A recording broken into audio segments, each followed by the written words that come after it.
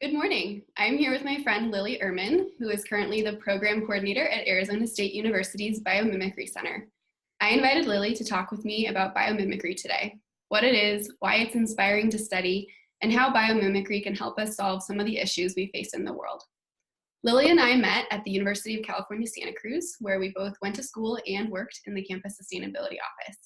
Lily graduated in 2016 with a bachelor's degree in environmental studies. Throughout her undergraduate career, she worked on sustainability projects at the organizational, campus, and community-wide levels. Lily is passionate about creating systematic change through community collaboration, student involvement, and education. Lily wrote her undergrad thesis on integrating biomimicry into higher education, and she is currently enrolled in the Arizona State University Biomimicry Master's Program, while also helping to launch their first on-campus undergraduate biomimicry program. So Lily, thank you so much for joining me. I want to start by asking a very basic question. What is biomimicry? That's a great question. And thanks for having me. I'm really excited to spread the meme of biomimicry. It's something I'm really passionate about, as you can see. Biomimicry, in a nutshell, is the conscious emulation of nature's genius. And we say emulation because it's not a direct copy. It's not using nature to our benefit. It's learning from nature's designs that have had 3.8 billion years of evolution and trial and error to perfect in our own technology and manufacturing and materials design to better, increase sustainability and regenerative design models in our own world. And that can range from anything from, agriculture and medicine to food systems and sustainability at large. And so that's why I'm really excited about it. It's literally applicable in any field. And Janine Benyus coined it in her 1998 book, Biomimicry, Innovation Inspired by Nature. So ultimately, it's learning from nature for our own designs. Cool. And I know you've talked about this, so it's been exciting to see your journey of learning about biomimicry when we were at UCSC, and you were just starting, I think, to kind of be talking about it and sharing about it and studying it. So it's been cool to see that trajectory, and now you're like in this position that's like perfect, kind of culminates that, and it's so cool to see that. So yeah, it's really exciting to be doing something that I have been along this path for a while. And I did work in nonprofit development for a couple of years, and I did grant writing, and I was passionate about that, but I knew it wasn't what I wanted to do with my career. And so when I got this opportunity to move to a different state and start a program and jump right in, I was super excited to do that. Yeah, cool. So can you share a little about the story of how you discovered biomimicry?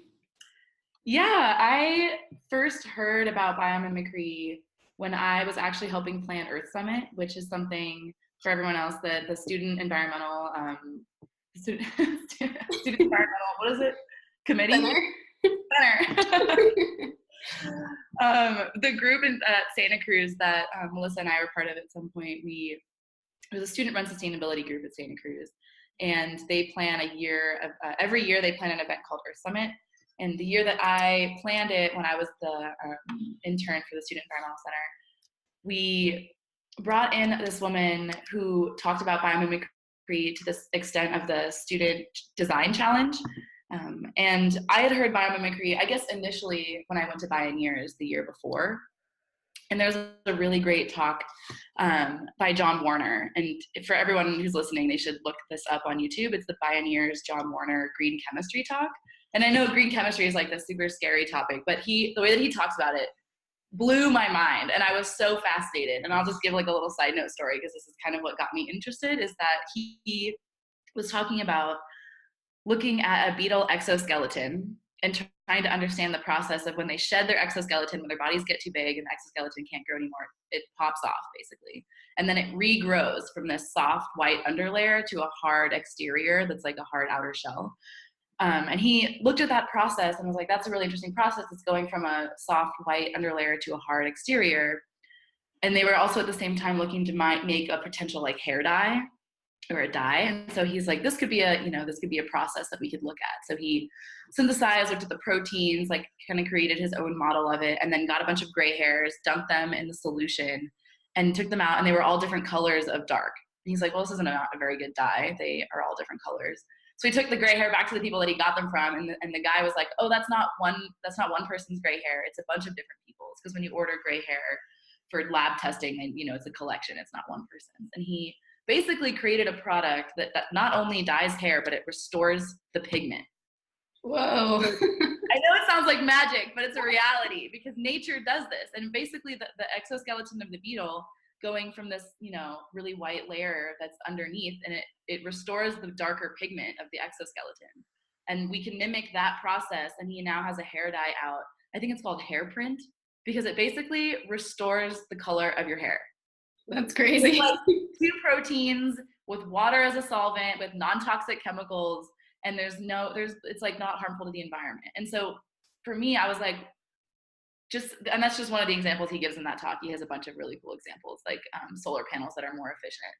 But nature's been doing this for so long. Being able to take inspiration from that for our own world is a novel idea. And I think to a certain extent, people have been doing this for a long time, you know? Like I'm working on a workshop right now for ASU about Leonardo da Vinci. And Leonardo da Vinci was like one of the original biomimics. Like he, you know, looked towards birds for flight and all of this really cool stuff, and like how our arms move for, you know, locomotion, and things like that, where it's such a simple idea, but it's profound and can have, you know, really incredible impacts. So back to my original answer to the question. I heard this talk at Pioneers. I got kind of interested. And then when we had the opportunity to bring somebody who could talk about biomimicry to Earth Summit, I jumped at the opportunity and I was like, we need to talk about this on campus and see what we can do. So I think her name was Lisa, and I'd have to get the last name for you because it was now 2013. She came and talked about the Student Design Challenge, which is an ongoing challenge they still do through the Biomimicry Institute, where student teams, a lot of them undergrad level and high school level, but now they're doing an entrepreneurship challenge, which is with older, you know, adults that have business ideas and stuff. And she talked about the Student Design Challenge, and one of the teams that developed a refrigerant system based on thermodynamics, I think it was also of a beetle, that can keep food refrigerated without electricity for like a week. And this novel, you know, this idea would potentially, they were going to be using it to store mother's milk in like sub-Saharan Africa where there's no electricity and it can get really hot. And it had like life-saving impacts. And for me, I was like, this has the potential to change everything. And that inspired me to then create a class through the Education for Sustainable Living program and teach a biomimicry class for other undergrads. And that was my junior year, I think, or senior year. All the year starts. And then teaching biomimicry, I was like, this is amazing. And I learned so much from facilitating that class and designing that class and then collaborating with the other students that took that class. And then we spent a lot of time in the redwoods and in the arboretum, you know, learning from nature and talking about design. And then I wrote my thesis on integrating biomimicry into higher education because I was like, this could change how we teach, how we learn, sustainability at large. It could have impact in every field. And it's at the heart of my thesis was biomimicry is transdisciplinary. Like it can apply to any discipline. The fact that a lot of higher education institutions are so separated by department, like for Santa Cruz, for example, your biology department was literally on the other side of a hill from like psychology and sociology. And being able to connect fields that otherwise wouldn't have that connection with this common thread, I think has huge, like I think there's a lot to see there, and I'm really excited to see where it goes. And then, so I worked for a couple years in nonprofit development and started this master's program because I was like, well, it's the only master's program in biomimicry in the world. It's online, and I was a little hesitant about that at first, but then I was like, I can stay working in the Bay Area. And the pro of an online program, and this will be a pitch for the ASU online biomimicry program, is that you can do it at your own pace and go outside your own local ecosystem and do the assignments and spend as much time or as little time on stuff as you want. And there's a lot more flexibility with like collaboration and group work. And there's people from every corner of the globe in this program, which is really cool. And so then my professor who was teaching one of the classes called me up one day and she said, I read your undergrad thesis. Do you want to move to Arizona and help me start an undergrad program? I was like, heck yeah. So that's where I am now.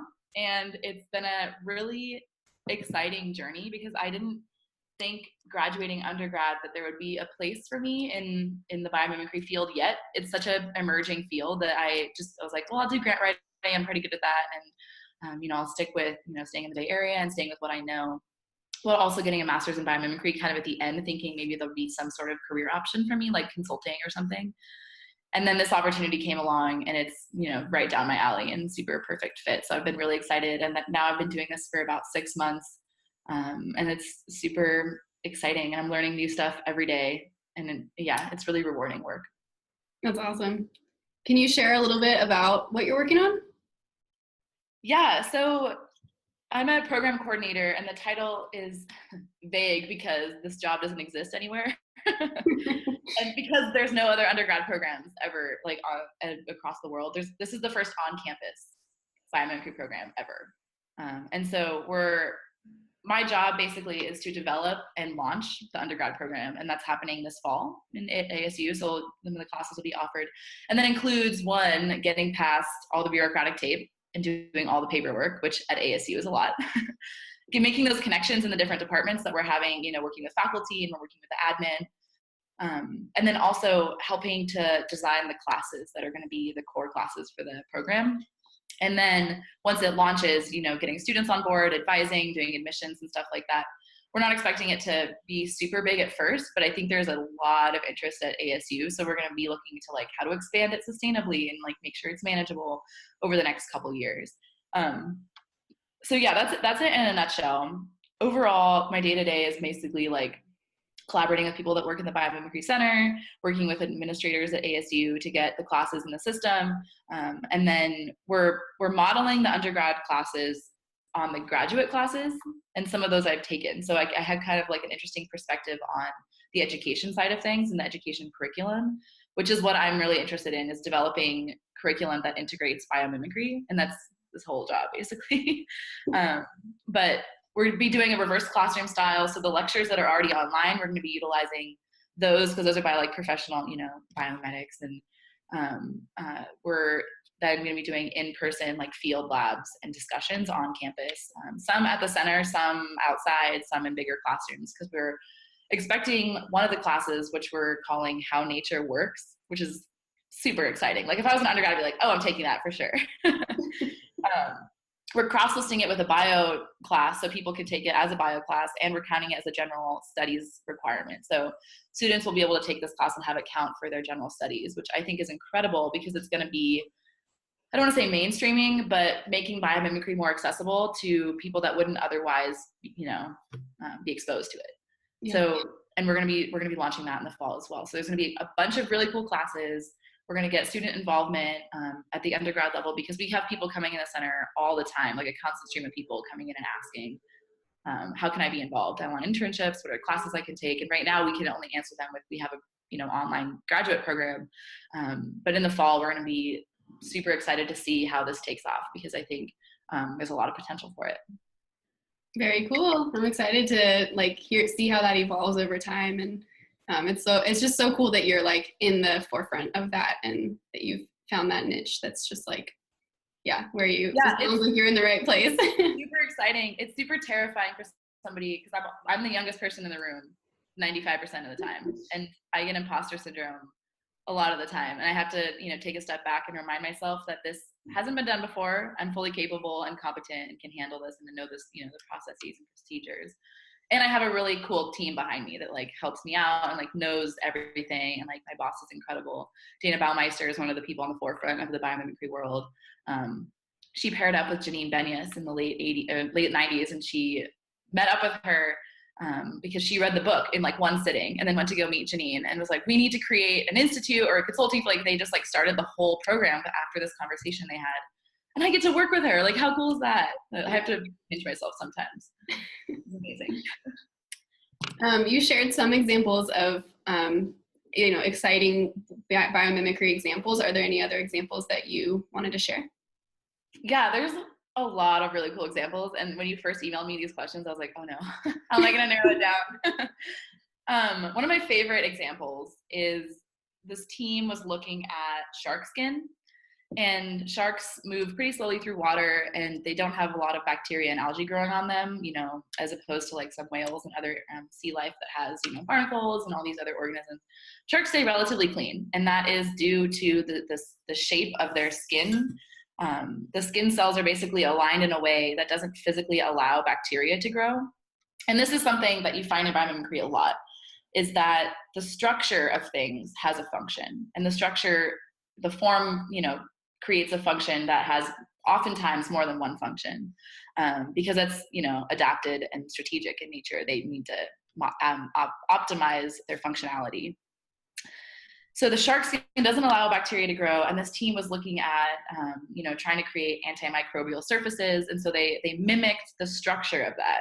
And this is the key component. They didn't use shark skin. A lot of people are, oh yeah, that's bioutilization, and that's a dangerous path to walk down. It's really useful. Like, we use bacteria, to make vaccines and other like viruses, and so that's a field, and it's called bioutilization, but it's different than biomimicry. And so they looked at the shark skin shape. They mimicked that and created a surface coating called sharklet technologies.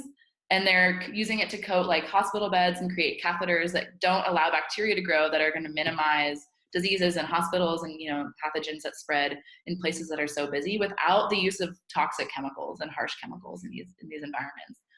And so that's one of the really cool examples, because it's going to change. I think it's going to have a huge impact in the health field. We have a lot of hospital deaths every year because of diseases people get in the hospital and pathogens that are transferred.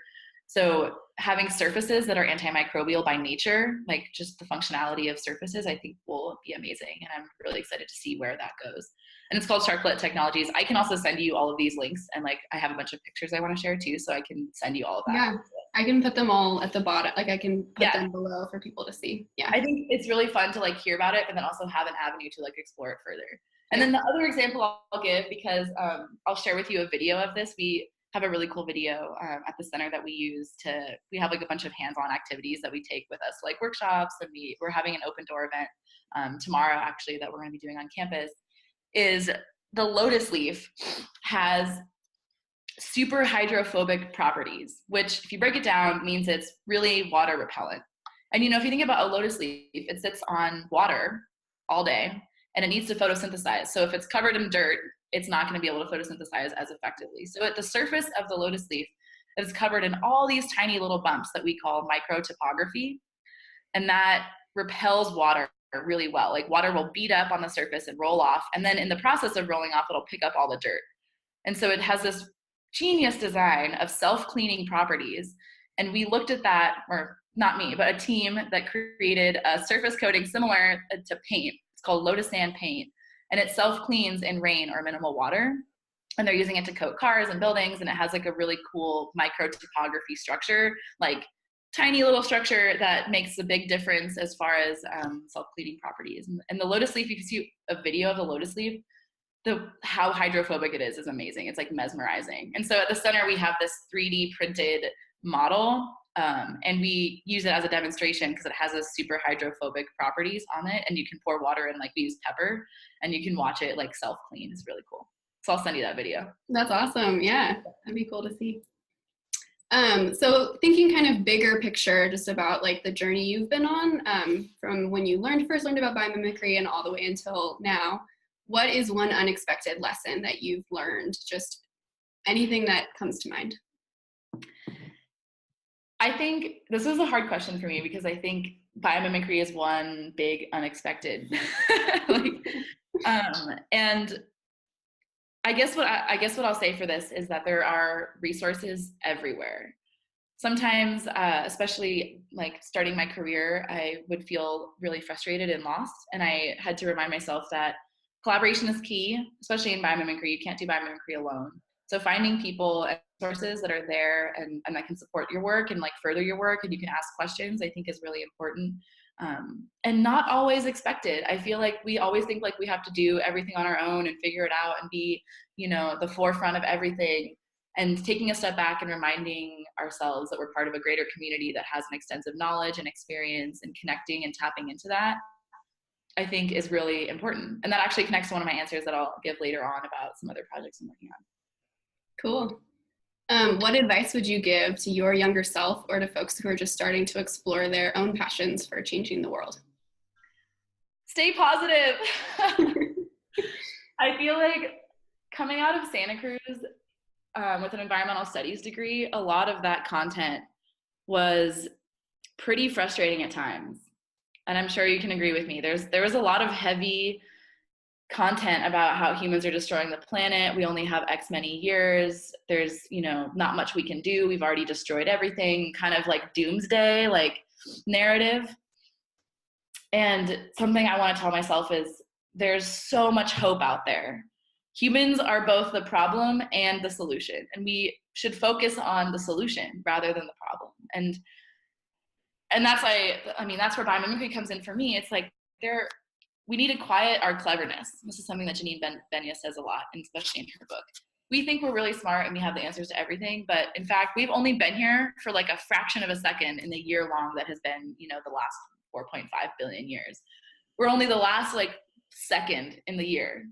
And to like remind ourselves that there's a whole other 12 months and theoretically, 3.8 billion years of knowledge out there is really hopeful for me. And I think that I would tell, my younger self and people that are just starting their career, especially in the environmental studies and the climate change movements, is that find the light and follow it, because there are so many lights out there and there's so many groups that are doing amazing work and people that are spearheading amazing projects, and tapping into that network and staying on the side that says we have solutions for this and we're going to pursue that and we're going to make a difference, rather than getting bogged down by the negative and the doomsday narrative, I think is crucial as we move forward, because there is, there's a lot of really negative stuff out there, and it's true. I don't want to deny reality. I think that we do need to like keep that, perspective as inspiration and fuel to create the solutions, but we can't be driven by that, because otherwise the work that we do becomes really heavy and it's hard to carry like that. And I think carrying a light is a lot more hopeful, and especially for others too, like inspiring others.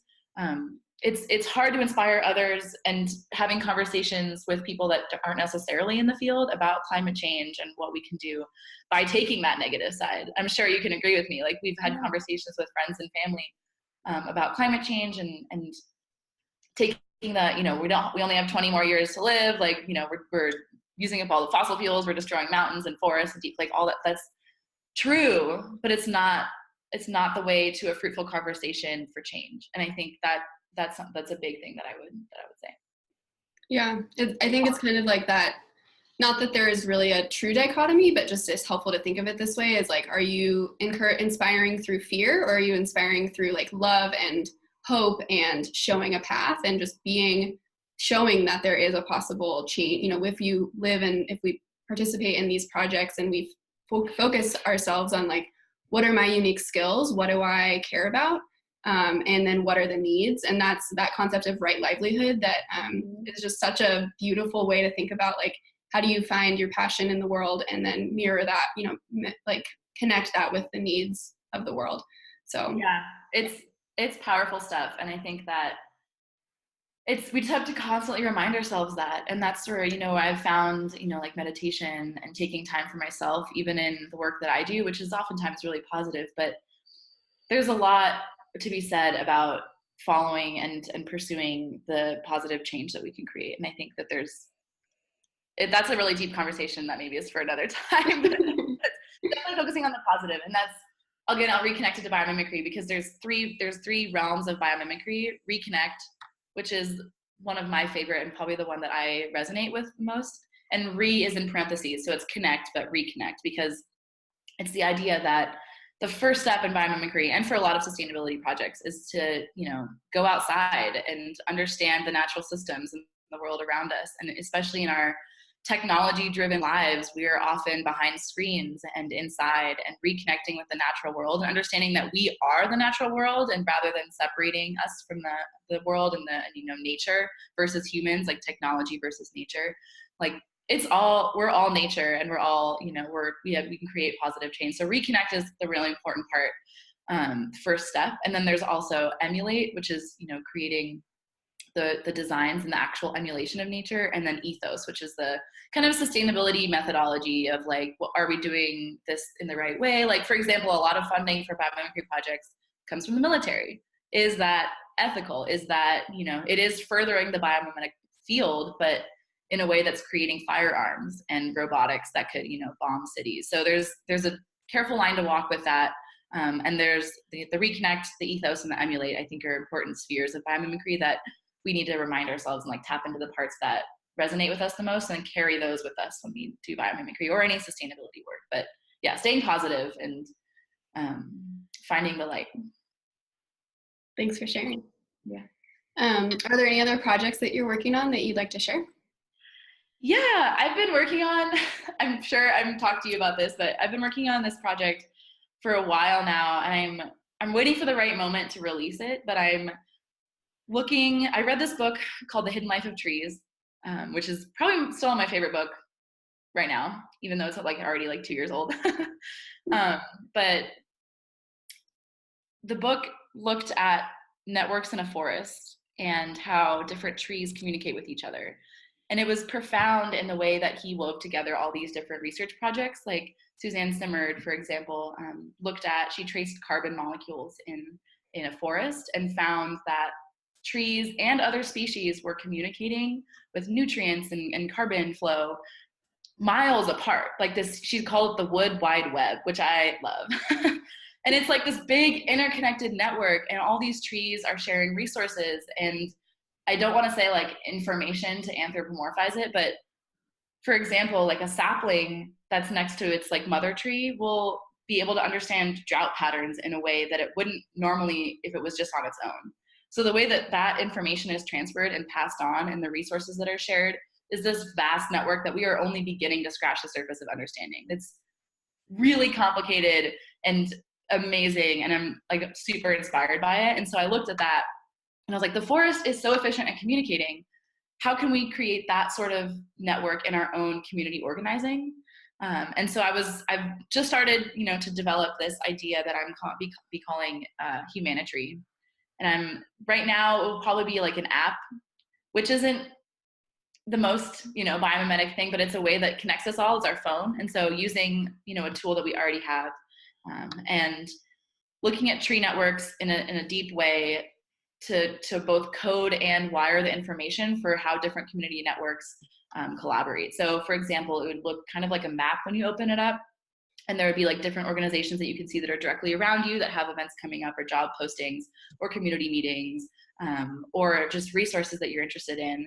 And it will be a way to increase accessibility and, collaboration, because I think at the heart of the forest and the heart of community organizing, it's, communication and collaboration. And that's what I'm really motivated by, because especially a couple of years ago, after I graduated undergrad, I was looking for jobs, and it was like 500 different websites, emailing all these different people. There's different job boards and events, and I wanted to kind of be involved and understand the job market, but it's like chasing, a white rabbit. It was so confusing. The last year I've been thinking about how to make this app accessible and interactive in a way that can be like a community-based networking platform, similar to the way a forest shares resources. That's the gist of it. It's a little bit more complicated, but I'll be releasing it hopefully in the next year, and prototyping it and doing some beta testing as far as like user interface and all of that, which is not my realm at all. So I'm tapping into my network and getting a board together for people that are involved in technology and app development, and also like getting some serious biology behind the network interactions in a forest, which is really complicated, like I said. So it's going to be a big project, but I'm really excited. And there's not that many biomimetic apps out there, so we'll see how it takes off. That's cool. Yeah, I'm excited to see what that looks like, because I've heard you talk about it, and I've tried multiple times. Every time I've moved somewhere new, it's like, how do I get involved? And it's like, it ends up being these like random things that happen. And it'd be so cool if there was a more like holistic way that people could finding those opportunities. So. And then being able to like tap into it as your own organization and being involved in that community, I think would be really cool, especially so even for small communities and for big cities like Berkeley and the Bay Area. It's just overwhelming sometimes when you like move somewhere and there's just like all this stuff. How can you understand or like narrow it down to stuff that you're interested in or that's nearby, that's accessible? So I think there will be a need for it. Definitely needs to be prototyped more, but I'm really excited. I think it could have a pretty big impact. Cool. What, if anything, gives you hope despite, and you talked a little bit about this, but if there's just a final sort of something you want to leave us with, what gives you hope despite all of the challenges that we face as a country and in our own communities and then as a global community? The intersection of nature and humanity. And that sounds I think, really broad considering the conversation we just had, but I find hope in, you know, a bee colony and a leaf on a tree, and the way that the sand moves with the water and how the ecosystem interacts with different keystone species. And using and understanding nature, I think, gives me hope, because there are so many examples of success out there. Everything that's around us, everything that surrounds us is the secret to our survival. Like, from the tiniest bee and leaf and an organism like bacteria to hawks and birds and the way that mountains move. It's incredible to me, and it's such a simple, not like, I'm constantly amazed by the genius of nature. And I think tapping into that curiosity and being fueled by that curiosity is something that keeps me going on a day-to-day basis. And then also understanding that we can have an impact because we can learn from nature. And the cross-section of nature and humanity is understanding the natural world and then, you know, interpreting it for our own designs and our own survival, because we are going to survive. We're really incredible humans. We have a big brain. We're well adapted, and we can, you know, there's a potential for survival. We just need to be able to quiet our cleverness and tap into other organisms that have survived for billions of years and that are a little bit more well adapted than us. Cool. And so I think just being humble in the way that I walk through the world with biomimicry in my toolkit is something that's really inspired me. Because we don't always have to have the answer, you know? You're like, oh, just this one leaf on one tree is like 99% efficient at capturing the sun's energy and turning it into sugar. Our best solar panels are like 30-something%. Being like, this one leaf is more efficient than any of our highest hopes for photosynthesis. And that understanding and being humbled by that is, I think, really powerful. And so tapping into that on a daily basis is something that motivates me. Awesome. Thank you. Yeah, well, thank you so much for sharing about all the stuff that you're working on and sort of your journey and your thoughts on, you know, where can biomimicry take us and what are the ways that we can learn from nature. So as I said, I'll include links at the bottom with more information that you share. And yeah, I'm excited to see where this continues to grow. And yeah, I'm grateful to know you and glad that we're friends. Thanks, Melissa. This was really fun. Yeah, and if people like want to reach out to me, you can include my email, probably my personal email, and we can get in contact, especially as it relates to this project. I'm starting like increasing collaboration and meeting people that might have unique skill sets is something that I'm interested in. So I'm excited by that. Cool.